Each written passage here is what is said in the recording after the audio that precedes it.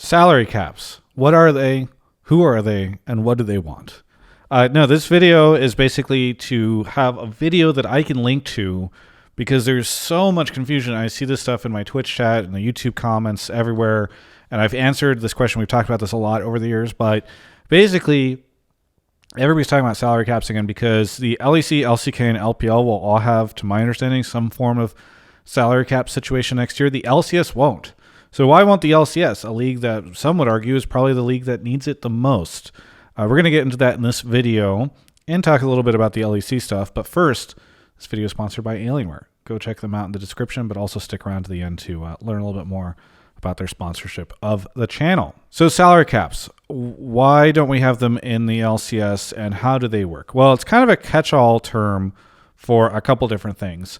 You can put a cap on how much you can pay a player. You can put a cap on how much total money can be paid to all the active players on your team, or even like every member of your team.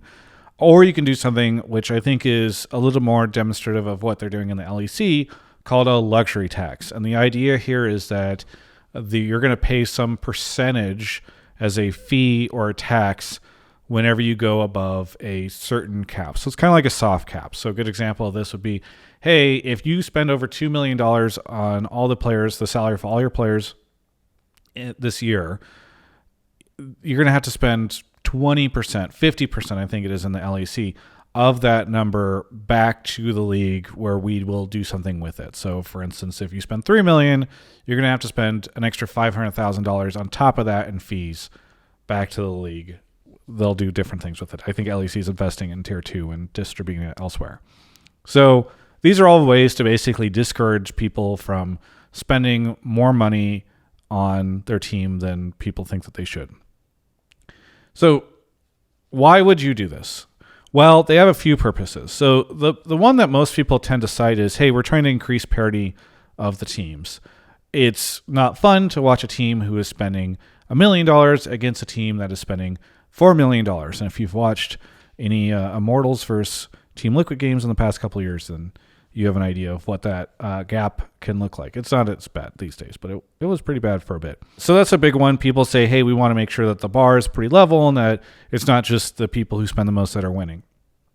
The kind of unspoken one among team owners or people, and it's obviously talked about widely elsewhere, is that this also has a great ability to decrease the amount of money that teams need to spend and save either... in most cases, some revenue, some profits for themselves. In esports, it's just let's go less into the hole or whatever most of the time, because a lot of these teams are losing money or they're trying to break even. You see, the thing is, teams are not great at sticking to a budget. If a player is in high demand, they might bid themselves up and up and up a ton until now they're spending way more than they want to, but they have to compete with everybody else, and there was never any cap, so they can just go infinite on these types of things. And I think, quite frankly, we've seen a lot of that in the LCS in the past couple of years. And that's why this is not necessarily good for players generally, because players then are having to compete against each other if they want more money. There's like a fixed pool of money that they have access to for the most part. Again, luxury tax somewhat allows this to be broken, but for the most part, there's a fixed pool. They're all competing against each other.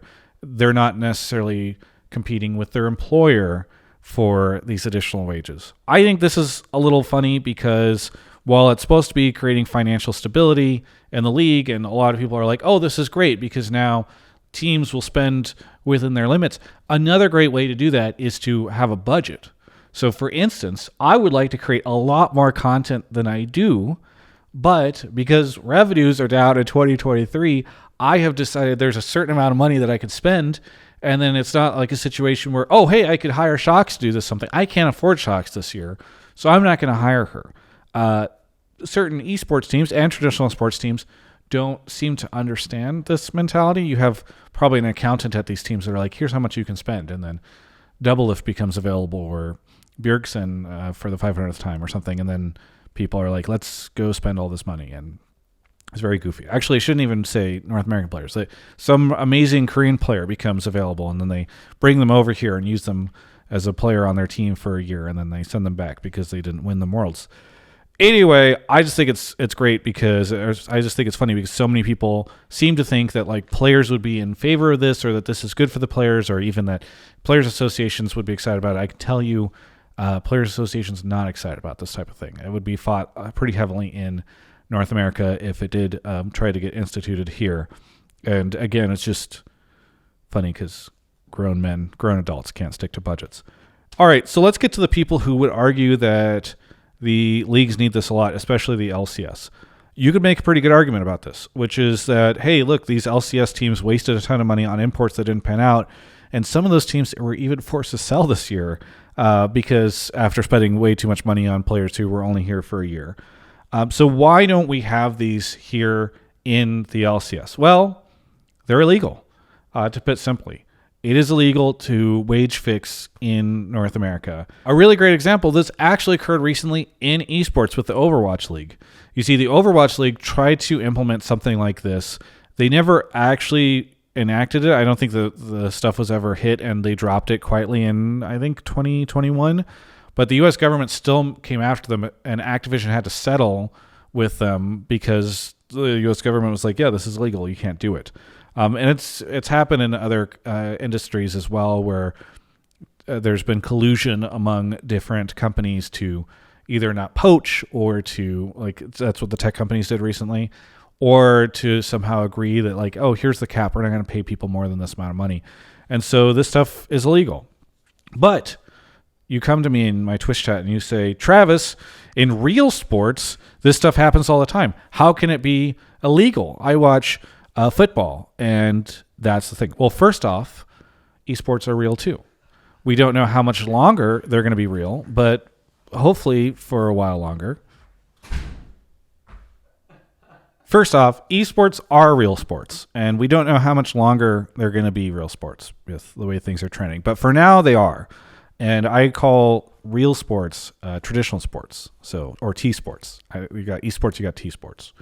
Secondly, yeah, those things have salary caps because the players' unions have agreed.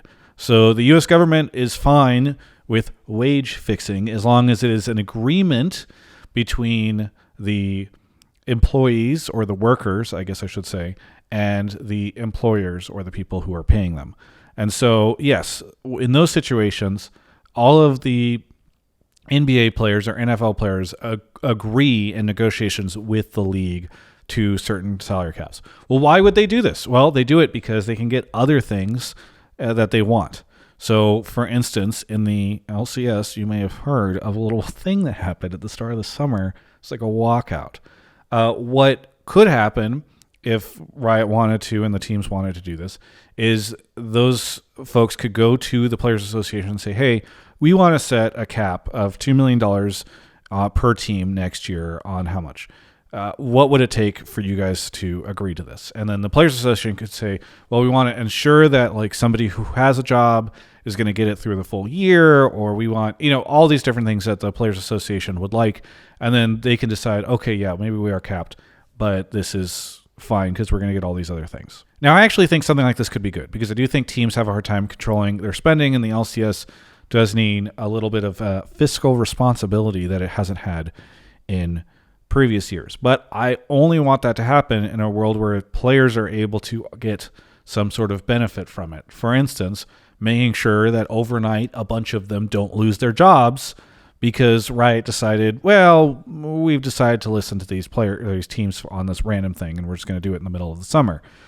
The thing is, I don't see that happening in the LCS for a bit, and here's why. You see, the association would want to make this a three-party agreement, an agreement between Riot and the teams and themselves. This is different from T-Sports, where you see a two-party agreement, right? Basically the players and the teams. The reason they want to do this is because unless you bind Riot to an agreement, Riot can sort of enact whatever rules they want, and the teams can just say, oh, our hands are tied. Riot's putting this rule in, and so that's the way this is going to work. The challenge is that, to my understanding, for liability reasons and other reasons, Riot tries to sort of use the teams as a bit of a shield between themselves and the players. For instance, they never want to pay players directly. They want to pay the teams directly. I think part of this is to make sure that they don't have anything that could be construed in a court as a relationship and a contractual or employee relationship between themselves and the players. Again, this is all kind of loosey-goosey because people don't really admit to this stuff because you don't want to end up getting caught in some sort of court case or whatever. But this is my sort of limited understanding of the situation. So that's the thing, is like the association would want to make sure Riot's tied into this. Riot doesn't want to be tied into that. They want to say, hey, no.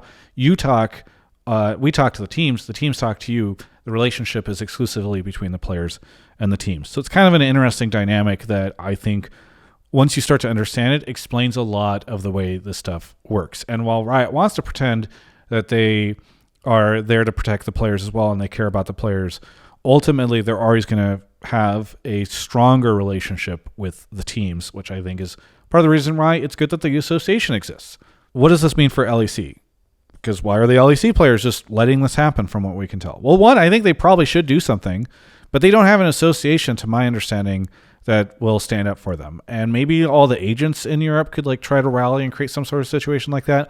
I'm not as plugged into the European ecosystem, so I haven't heard of anything like that happening. I don't think it will. I'm somewhat surprised, and I voiced this on Twitter and also on Hotline League, that this is something that can happen in Europe, because Europe is generally a little bit stronger on worker and consumer rights than the US is.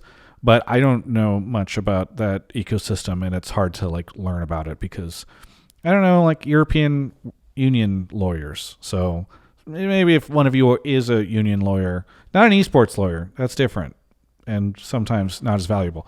As somebody who knows about labor rights in Europe, that would be great. The reason why I think the players should try to fight this is that if the dynamic changes and League of Legends esports in Europe moves up and to the right and more money's coming in and things get better, and I know there's a lot of skepticism around League esports right now, but if it does, Riot will have to adjust all these numbers accordingly to make sure that the players are getting a fair share. There's no guarantee that they will. They don't need to. And as we talked about before, I think that they tend to be a little more close to the teams than to the players themselves. So that's why I think it's better for there to be some sort of formal process or some sort of agreed upon formula that is transparent and that the players agree to. I just don't see them coming in and doing anything like this. So we'll see what happens. But that is why it can't happen in the US. Please stop asking me about that in the comments.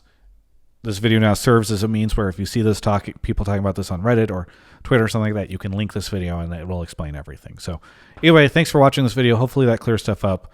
We'll see how things transpire, I guess, over the next couple months. You know, I bet a lot of you are watching my videos from all sorts of different places.